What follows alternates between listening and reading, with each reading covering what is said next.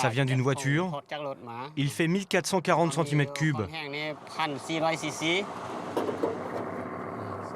Il peut faire des pointes à 70 km/h. Pour arriver à ce résultat, cela lui a coûté 3 000 € et une bonne dose de système D. Ce moteur-là, on l'a d'abord démonté et puis on l'a modifié pour l'adapter.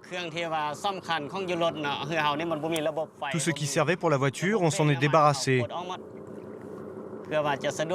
L'embrayage, la boîte de vitesse ou l'arbre de transmission, on les a enlevés et on a rajouté ce pot d'échappement et une hélice.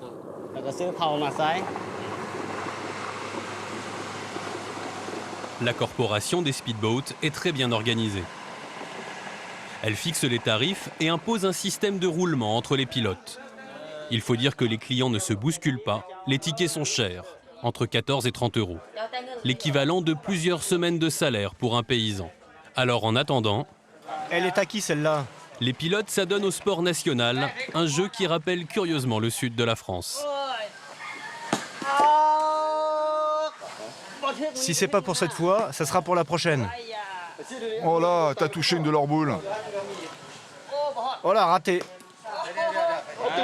Vas-y, tu peux faire un carreau là. Plusieurs décennies de colonisation française ont laissé quelques traces. T'aurais touché celle-là, elle serait rentrée et on aurait eu le point. L'arrivée de clients coupe court à la partie. Somsac largue les amarres. Voilà, celui-là, c'est le nôtre. Tiens, ils doivent enfiler ça. Donne-lui le casque noir, comme ça, vous aurez tous les mêmes. Après la distribution des équipements de sécurité, le pilote dose savamment l'équilibre de son frêle esquif. Viens un peu plus par là, toi, par ici. Il va se mettre à côté de toi.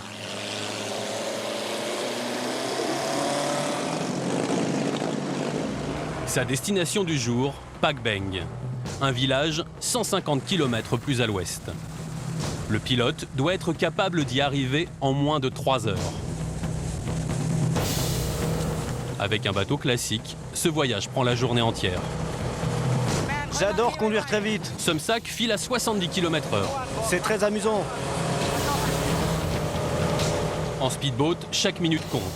C'est pour cela que les passagers ont payé aussi cher, malgré le bruit et les secousses. Mes passagers n'ont pas peur, car ceux-là ont déjà fait du speedboat. Mais bien sûr, la première fois, ça fait toujours un peu peur. Après, on est habitué. Et en plus, on aime ça.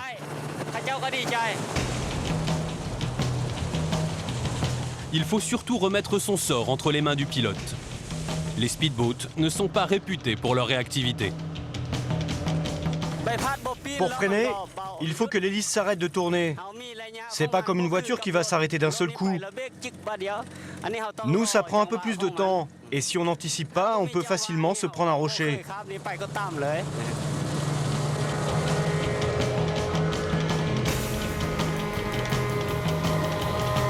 En fonction du niveau du Mékong, les rochers disparaissent ou apparaissent. Somsac doit se souvenir de chacun de leurs emplacements.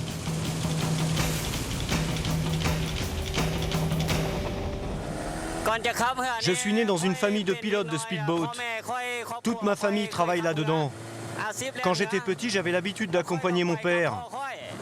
J'ai fait plein d'allers-retours sur le Mékong et au fil des ans, j'ai fini par le connaître comme ma poche. Mais il faut aussi savoir anticiper l'imprévu, comme les troncs d'arbres charriés par le fleuve. Le pilote joue les taxis du Mékong et dépose ses passagers au fil du voyage.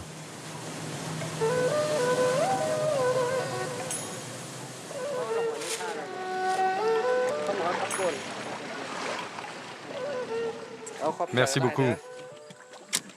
Somsac poursuit sa course contre la montre. Mais combien de temps encore va-t-il continuer ce travail dangereux? Avec la concurrence des routes, les speedboats disparaissent petit à petit du paysage laotien. Depuis 10 ans, le pays est en train de changer. Mais ce n'est pas le